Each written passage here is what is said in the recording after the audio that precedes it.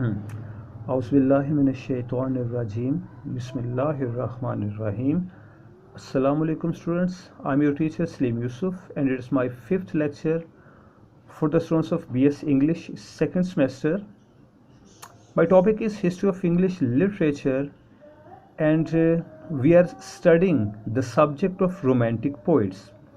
In our previous lecture, we were studying the lake poets.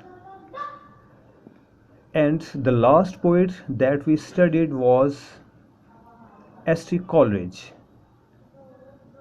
We took an overview of the group called the Young Group, and you were told that all the poets in the Young Group died in young age, so they are called the Young Group. Today we shall study P.B. Shelley from that group.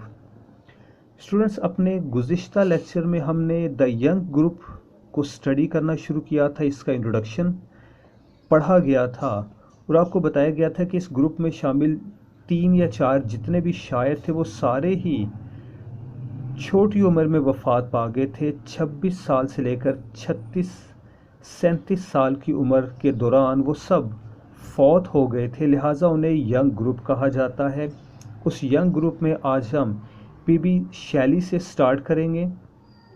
हम इसकी life history पढ़ेंगे, थोड़ी सी इसकी revolutionary ideology पढ़ेंगे और ये कि किस तरह की शायरी इसने लिखी। तो लेट अस स्टार्ट। इसकी लाइफ हिस्ट्री से बात शुरू करते हैं। The focus is quite set here.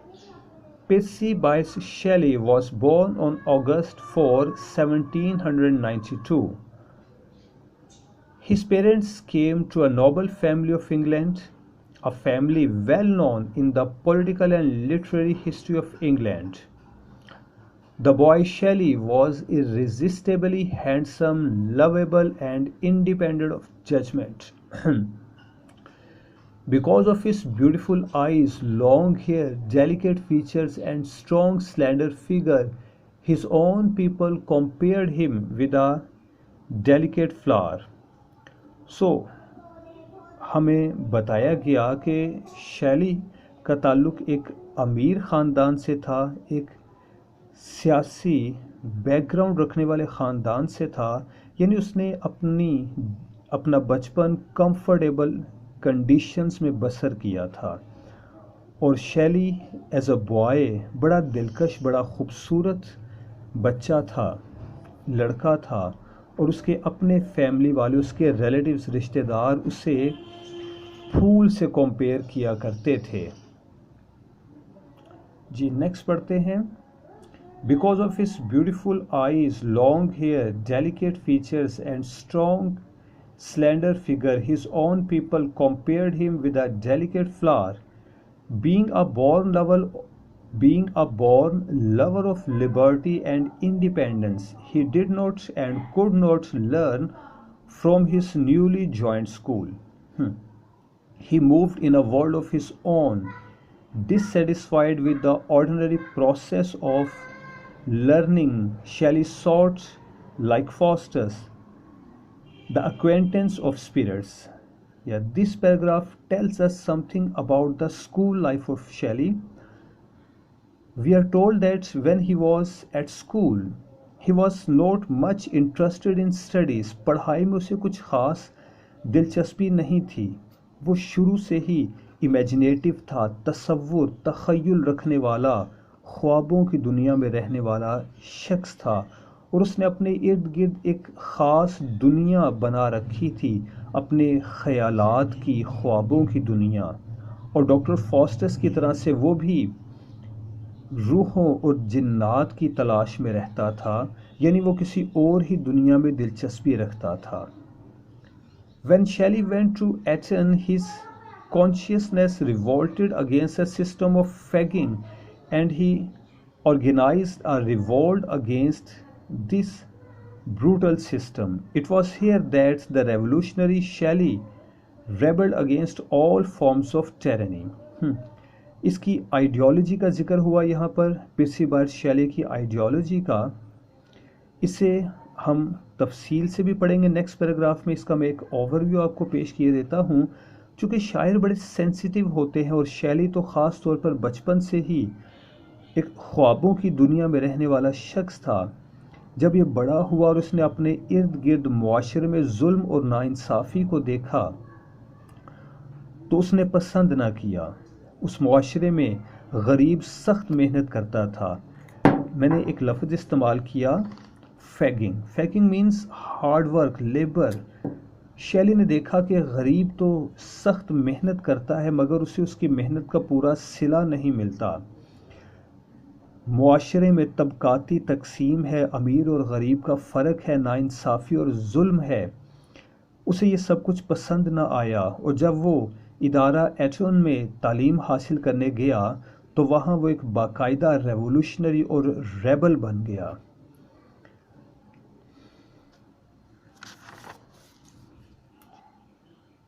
जी, हमारा next point, Shelley as a revolutionary poet. इसकी रेवोल्यूशनरी स्पिरिट जो कि हमें इसकी तालीम में भी इसकी पोइट्री में भी बारहा नज़र आती है।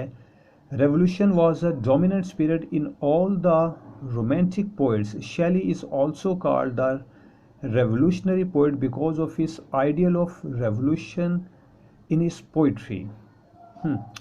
फर्स्ट पॉइंट बड़ा इंपॉर्टेंट है जी। Revolution was a dominant spirit in all the romantic poets. Romantic age के जितने भी शायर थे वो रेवोल्यूशनरी स्पिरिट से मुतासिर ज़रूर थे, क्योंकि फ्रेंच रेवोल्यूशन और अमेरिकन वॉर फॉर इंडिपेंडेंस उसी दौर के दो बड़े वाक़यात थे और इन दो वाक़यात ने कमोबेश तमाम शायरों को मुतासिर किया था। विलियम वर्ड्सवर्थ और कॉलरिज तो इब्तदा में इससे मुतासिर हुए, बाद में उन्होंने इस रेवोल्यूशनरी स्पिरिट को छोड़ दिया क्योंकि नेपोलियन के फ्रांस में आने के बाद, फ्रांस में नेपोलियन के इक़्तिदार में आने के बाद फ्रेंच रेवोल्यूशन की स्पिरिट, उसकी आइडियोलॉजी तकरीबन दब गई थी, ख़त्म हो गई थी। लेकिन पर्सी बायर्स शैली उस आइडियोलॉजी से मुतासिर हुआ और उससे छोड़ ना सका। लिहाजा ये भी एक रेवोल्यूशनरी पोइट है, रेवोल्यूशनरी स्पिरिट से मुतासिर था ये। नेक्स्ट पॉइंट पढ़ रहा हूँ जी आपके लिए। Unlike Wordsworth and Coleridge, Shelley never abandoned the ideals of the revolution. He was against the system of fagging and desired a social change. In his Ode to West Wind, Shelley is seen as a rebel. ये REBELL है जी। As a rebel who wants revolution, he was against existing political, social and economic institution। जी, तो ये ideology है पर्सी buyers शैली की, जो कि हमें उसकी शायरी में कई मकामात पर देखने को मिलती है। यहाँ पर उसकी एक नज़म का जिक्र हुआ, ode to the west wind. बाकी की ओड्स में भी टू द स्काईलार्क एक और इसकी नज़म है। ऐसी बहुत सी नज़मों में, शायरी में हमें पर्सी बायर्स शैले की रेवोल्यूशनरी स्पिरिट देखने को मिलती है। अब थोड़ा और मुतालिया शैली का उसकी शायरी के हवाले से, आइए देखते हैं कि हिस्ट्री की बुक में क्या लिखा है शैली से मुतल्लिक।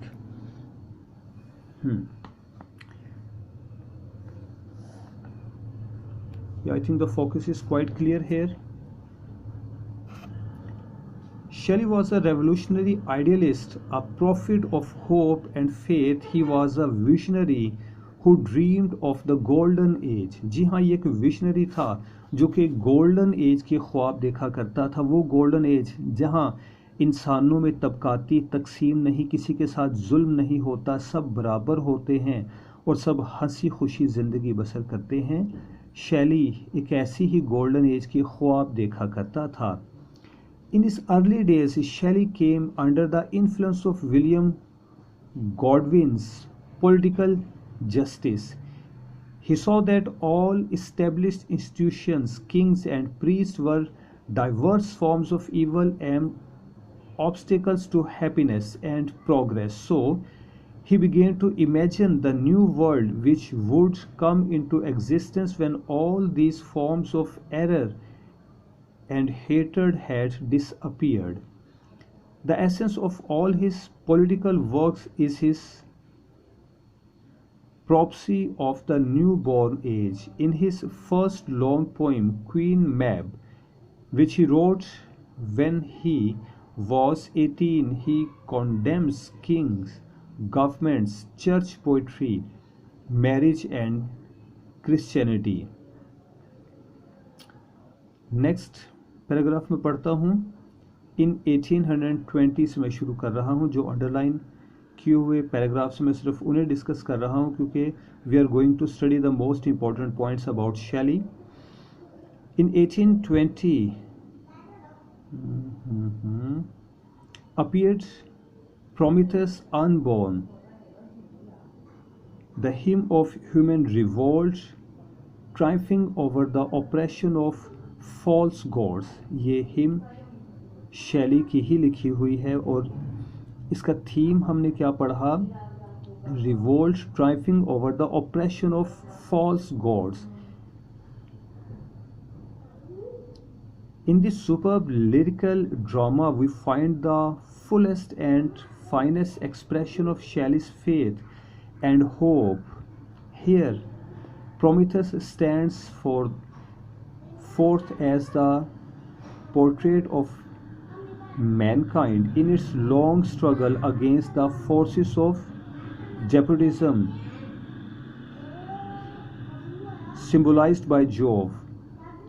At last, Prometheus is united to Asia and the spirit of love and goodness in nature, and everything gives promise that they shall live together happy ever afterwards. Shelley's other great poems are Alastor, in which he describes his pursuit of an unattainable ideal of beauty.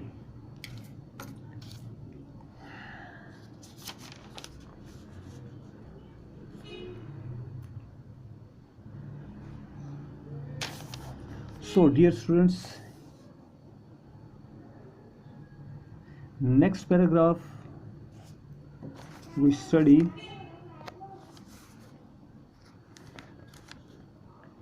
you can see on your screen it is page number 108 and I am studying second paragraph for your convenience. Second paragraph हम study करेंगे. Shelley's reputation as a poet lies mainly in his lyrical power.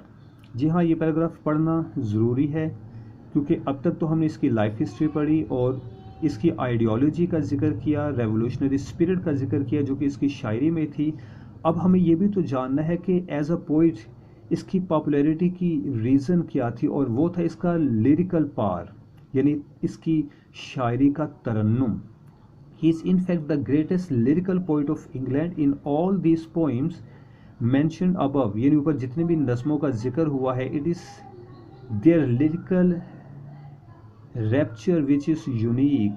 In the whole of English poetry there is no utterance as spontaneous as Shelley's, and nowhere does the thought of flow with such irresistible melody. Besides these longer poems, Shelley wrote a number of small lyrics of exquisite beauty, such as to Constantia singing the Ozymandias sonnets, the lines written among the Aegean hills, the stanzas written in dejection, the ode to the west wind, clouds, skylark, world, O life, time. It is in fact on the foundation of these beautiful lyrics, which are absolutely consummate and unsurpassed the whole range of English lyrical poetry, that Shelley's real reputation as a poet lies.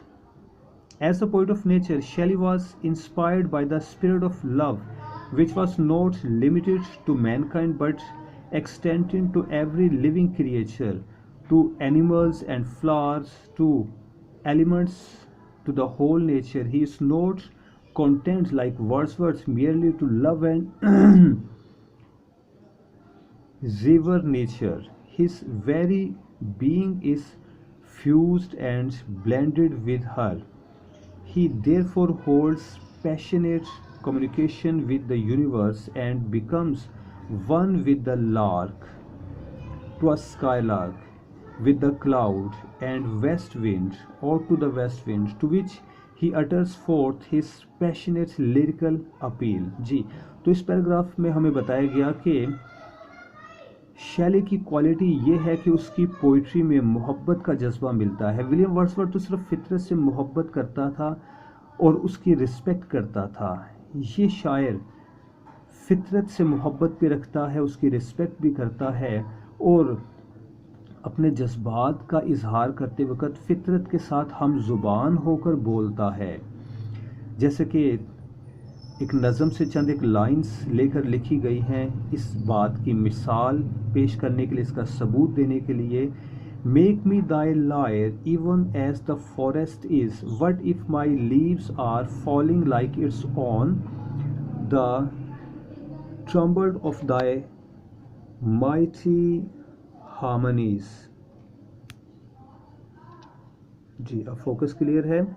The timbre of thy mighty harmonies will take from both a deep autumnal tone, sweet though in sadness. Be thou spirit fierce, my spirit, be thou me, impetuous one। तो ये था जी पिछली बार शैली। मैं इसे मुख्तसर repeat किए देता हूँ ताकि आपको समझ आ जाए। इसका खुलासा आपके लिए बयान कर देता हूँ, उसके बाद हम जॉन कीट्स को पढ़ेंगे जैसा कि आपके सामने है। तो शैली से मुतल्लिक हमने पढ़ा कि उसकी पैदाइश 1792 में हुई। अमीर ख़ानदान से ताल्लुक़ था उसका, बड़ा दिलकश नौजवान था। स्कूल लाइफ में उसने अपनी पढ़ाई में कुछ ख़ास तवज्जो ना दी। बचपन से ही तख़य्युल रखने वाला शख्स था। ज़रा बड़ा हुआ तो मुआशरे की नाइंसाफ़ी उसे एक आँख ना भाई। वो गरीबों पर होने वाले जुल्म के ख़िलाफ़ था। और जब शायरी की बात करते हैं तो उसकी शायरी में तरन्नुम सबसे बड़ी चीज़ है। उसने फितरत से मोहब्बत की, फितरत के तमाम तर अनासिर से, इंसानों से भी मोहब्बत की। और जब वो फितरत से मुतल्लिक अपनी मोहब्बत का इजहार करता है तो एलिमेंट्स ऑफ नेचर फितरत के अनासिर के साथ मिलकर, उनके साथ हम आवाज़ होकर, उनकी आवाज़ में आवाज़ मिलाकर गीत गाता है। ये था शैली। और अब जॉन कीट्स को हम पढ़ते हैं। जॉन कीट्स जो कि यंग ग्रुप में सबसे नुमायाँ है, प्रोमिनेंट है, बल्कि रोमांटिक एज के पोइट्स में सफ़े अव्वल का शायर ख्याल किया जाता है। John Keats was born in 1795 in a prosperous family. In his childhood he was not interested in studies, he was interested in games. He was proud, arrogant and thoughtless. Then first tragic disaster occurred. His father died in 1804. The second disaster was the second marriage of his mother just after 2 months of her husband's death. She left her children and went to some unknown place. She returned after 7 years. जी हाँ, यहाँ थोड़ी सी वजाहत में पेश कर दूँ इसी paragraph की कि जॉन कीट्स की ज़िंदगी बड़ी ही ड्रामाई थी। इसमें बहुत से दुख वाले लम्हात उसको फेस करना पड़े। इब्तदाई ज़िंदगी में तो वो बहुत खुशहाल थे, लेकिन जैसे ही इस बच्चे की, जॉन कीट्स की उम्र तकरीबन 9 बरस हुई तो इसके वालिद की वफ़ात हो गई घोड़े की सवारी के दौरान घोड़े से गिरकर।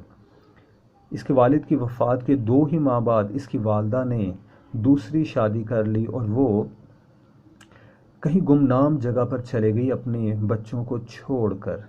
7 साल बाद जब वो वापस आती है तो बहुत बुरी हालत में थी, बीमार थी। कीट्स ने उसकी बहुत देखभाल तो की मगर वो जांबर ना हो सकी और वफ़ात पा गई। जी, इसी पॉइंट को हम पढ़ते हैं।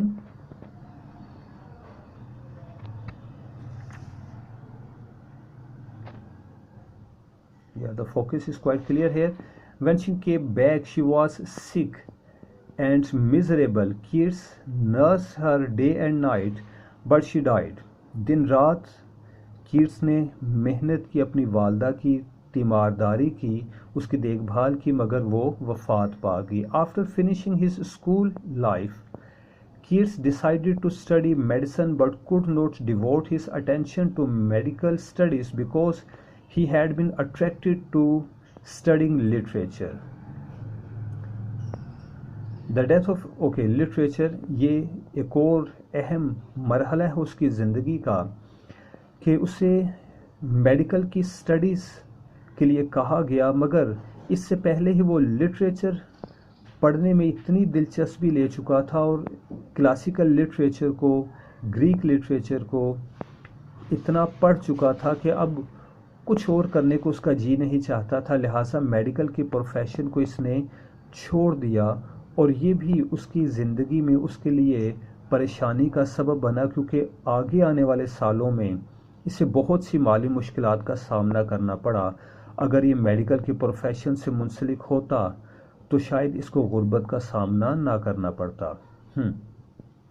The death of his brother Tom and the migration of his brother George also made him sad.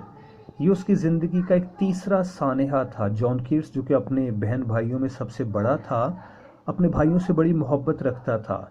इसका एक भाई टॉम ट्यूबरकुलोसिस की बीमारी में मुब्तला हुआ। जॉन कीट्स ने उसकी बड़ी देखभाल की, बड़ी तीमारदारी की, लेकिन वो फौत हो गया। और इसका दूसरा भाई जॉर्ज शादी करने के बाद अमेरिका ट्रांसफ़र हो गया। वहाँ उसने अपना बिजनेस किया, मगर कारोबार में उसको कोई खातिर ख्वाह फ़ायदा हासिल ना हुआ, बल्कि जॉन कीट्स को उसे पैसे भिजवाने पड़ते थे उसके अखराजात पूरे करने के लिए। दो भाइयों की जुदाई उसके लिए एक और गम था। माँ और बाप की जुदाई तो वो पहले ही बर्दाश्त कर चुका था। In 1816 में Keats became full-time poet. His unsuccessful love with Fanny Brawne proved the last nail in the coffin of his miseries. और फैनी ब्राउन उसकी महबूबा थी, एक बहुत ही खूबसूरत लड़की थी।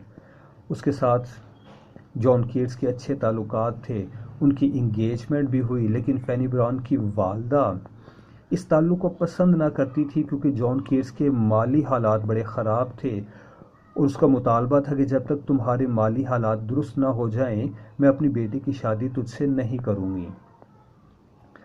उनकी इंगेजमेंट तो हुई, लेकिन पब्लिकली अनाउंस ना किया गया। फैनी ब्राउन से मुतलिक चंद लाइन्स हम और पढ़ते हैं, फिर से मैं एक्सप्लेन कर दूंगा। She was very gay and loved merrymaking. Keats, on the other hand, was suffering from poverty and illness. They got engaged, but Keats could not marry her. इन दोनों की इंगेजमेंट तो हुई, लेकिन कीट्स उससे शादी ना कर सका, क्योंकि फैनी ब्राउन की वालदा इस चीज़ की इजाज़त ना देती थी। दूसरी तरफ जॉन कीट्स के माली हालात रोज़ बरोज़ बिगड़ रहे थे और वो ख़ुद भी बीमार पड़ गया था। आखिरी दिनों में जॉन कीट्स में भी ट्यूबरकुलोसिस की अलामात नमूदार हुई, जैसे कि लास्ट लाइन में लिखा है, in 1819 he suffered from tuberculosis and died in 1821। और 1821 में ट्यूबरकुलोसिस की बिना पर इस शायर की भी वफ़ात हो गई और इस तरह से 26 साल की उम्र में इसका एक शानदार कैरियर एज अ पोइट अपने अख्ताम को पहुंचा। लेकिन कीट्स से मुतल्लिक कहा जाता है कि इसने अपनी 26 साल ज़िंदगी में जितनी आला पाए की शायरी की है वो कोई बहुत ही तजर्बाकार शायर कर सकता था, और ये सच है कि ज़िंदगी ने उसको बड़े तल्ख तजर्बात दिए थे। अब इसके बाद हम देखते हैं कि हिस्ट्री की बुक इससे मुतल्लिक क्या लिखती है। हम थोड़ा सा कीट्स को बुक में से भी स्टडी कर रहे हैं। जी, मेरे पास पेज नंबर 108 है, लास्ट पैराग्राफ है इस बुक का। John Keats, of all the romantic poets, Keats was the pure poet. He was not only the last but the most perfect of the romantics. He was devoted to poetry and had no other interest. Unlike Wordsworth, who was interested in reforming poetry and upholding the moral law, Keats did not take much notice of the social, political, and literary turmoils, but devoted himself entirely to the worship of beauty and writing poetry as it suited his temperament. He was about all things a poet and nothing else. His nature was entirely and essentially poetical, and the whole of his vital energy went into art. Ji, John Keats से मुतलिक बड़ी आला lines लिखता है writer कि दूसरे शायरों से बड़ा मुख्तलिफ था। विलियम वर्ड्सवर्थ की तरह से उसने शायरी की इस्लाह नहीं की, किसी दूसरे शायर की तरह से उसने मफौकुल फितरत चीज़ों की तरफ तवज्जो नहीं दी। वो तो सिर्फ एक्सटर्नल फॉर्म ऑफ ब्यूटी से मोहब्बत रखता था। He loved the form of beauty, the shape of beauty he could see, and he was called a pure poet of beauty. Pure भी कहा जाता है उसे, पोइट ऑफ ब्यूटी भी कहा जाता है उसे। नेक्स्ट पैराग्राफ है जी पेज नंबर 109 पे। Keats came of a poor family, जैसे कि हम पढ़ चुके हैं, इसको पहले भी मुख्तसर बयान करूँगा। Keats came of a poor family and at early age he had to work as a doctor's assistant, but his medical studies did not stand in the way of his passion for writing poetry, which was roused by his reading of the Spensers, the Fairy Queens, which revealed to him the vast world of poetry. He also became interested in the beauty of nature. His first volume of poems appeared in 1817 and his first long poem, Endymion, in 1818, which opened with the following memorable lines. A thing of beauty is a joy forever. Its loveliness increases. It will never pass into nothingness, but still will keep a bower quiet for us and sleep, full of sweet dreams and healthy and quiet breathing. सो इस paragraph में हमने वही पहले वाली बात पढ़ी कि as a doctor इसको प्रोफेशन तो दिया गया था, लेकिन वो अपने इस प्रोफेशन पे तवज्जो ना दे सका क्योंकि वो ऑलरेडी लिटरेचर को स्टडी करने की बिना पर लिटरेचर में इंटरेस्टेड था। नेक्स्ट पढ़ते हैं जी। A number of calamities engulfed him. जी हाँ, उसकी ज़िंदगी की क्लैमिटीज़, उसकी मुसीबतों का जिक्र जो कि हम ऑलरेडी कर चुके हैं। He had lost his father when he was only 9. His mother and brother died of tuberculosis and he himself was suffering from this deadly disease. All these misfortunes were intensified by his disappointment in love for Fanny Brown, whom Keats loved passionately. कि जनाब माँ और बाप की वफ़ात, दो भाइयों की जुदाई, गुर्बत और फिर आखिर में फैनी ब्राउन को हासिल ना कर पाने का गम बहुत बड़ी बातें थी उसकी ज़िंदगी में। बट ही रिमेन्ड अनडॉन्टेड, लेकिन वो लड़खड़ाया नहीं। And under the shadow of death and in midst of most excusing sufferings, Keats brought out his last volume of poems in the year 1820, which is called the living year in his life. The poems of 1820 are Keats' enduring moments. They include the three narrative Isabella, the Eve of Saint Agnes and Lamia, the unfinished epic Hyperion, the Odes, La Belladonna, Saints Mercy and a few sonnets etc. तो 1820 के साल को इसके लिए living year इसलिए कहा जाता है क्योंकि मैक्सिमम पोइट्री और बेस्ट पोइट्री प्रोड्यूस की कीट्स ने इस साल में। अच्छा जी, नेक्स्ट इससे मुतल्लिक है। Hyperion deals with the overthrow of the Titans by the young sun god Apollo. La Belladonna Saints Mercy, which captures the spirit of the Middle Ages, has a haunting melody. Though small, it is a most perfect work of art. अब Keats से मुतल्लिक कुछ और पढ़ते हैं।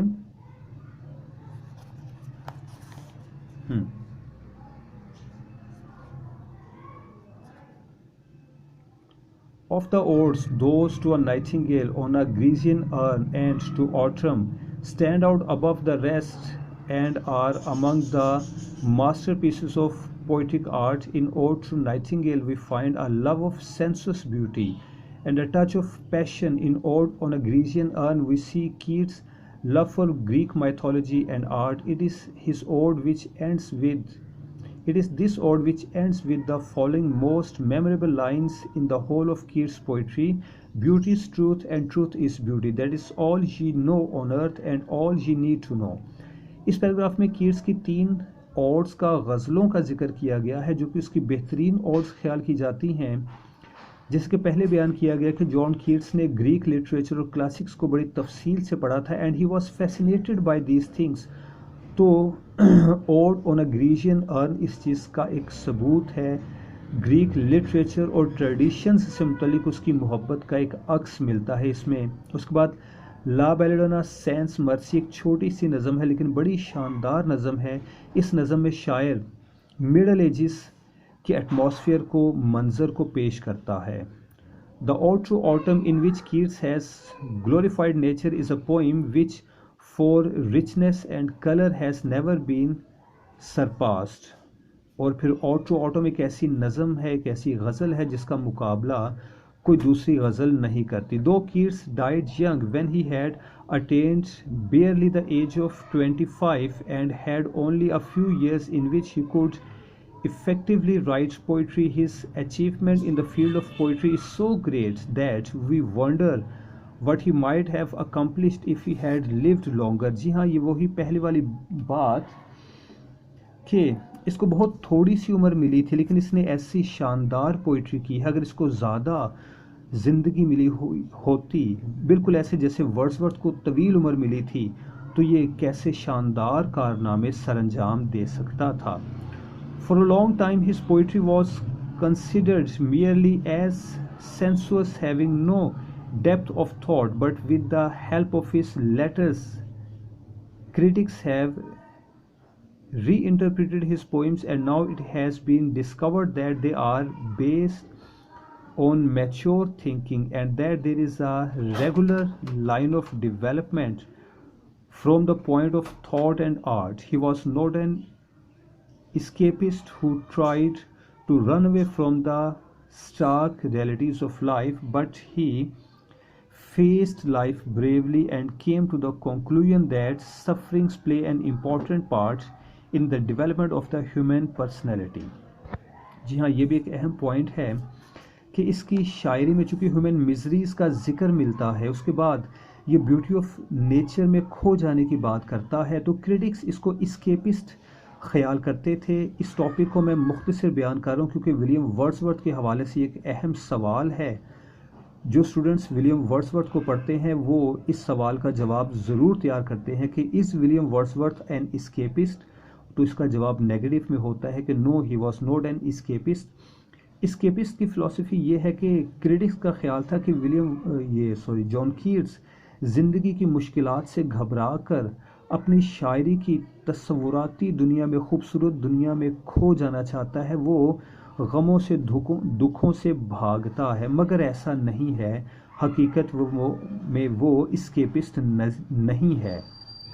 As a worshipper of beauty, though his first approach was sensuous, his attitude suddenly became philosophical and he discovered that there is beauty in everything and that beauty and truth are one. जी, ये इसकी शायरी का दूसरा बड़ा फ़लसफ़ा है escapist के बाद। उसके ख्याल में beauty is everything. John Keats को पोएट ऑफ ब्यूटी भी इसलिए कहा जाता है क्योंकि उसका फ़लसफ़ा है कि ब्यूटी इज़ एवरीथिंग, और ये कि हर वो चीज़ जो खूबसूरत है वो सच है और हर वो चीज़ जो सच है वही खूबसूरत है। As an artist there are few English poets who come near him मतलब ये कि जितनी खूबसूरत शायरी इसने की है किसी भी दूसरे शायर ने कम ही की होगी। इसकी शायरी में आर्ट है, फ़न है। As a poet he had very high ideals before him. He wanted to become a poet of the human heart, one with Shakespeare. For him, the proper role of poetry is to be a friend to soothe the cares and lift the thought of men, and the real poet is that to whom the miseries of the world are miseries and will not let him rest. यानी उसकी शायरी का खुलासा ये है, Keats कहता है कि शायरी तो दोस्त की मानिंद होती है जो आपको तस्कीन देती है, ढारस बंधाती है।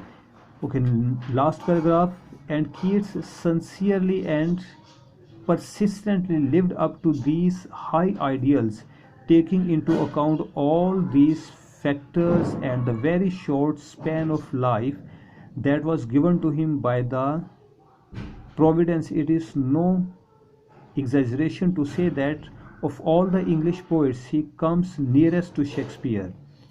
जी हाँ, इस आखिरी 4 लाइन्स का खुलासा ये है कि इतनी कम उम्र में इतनी आला शायरी की है इस शायर ने कि अगर हम कहें कि वो शेक्सपियर का हम पल्ला है तो गलत ना होगा। तो स्टूडेंट्स, आज के इस लेक्चर में हमने शैली और कीट्स इन 2 शायरों को पढ़ा और इस तरह से हमने रोमांटिक एज को आज पोइट्री के हवाले से ख़त्म किया। अब तक के लिए इतना ही। अगले लेक्चर तक के लिए अल्लाह हाफिज़।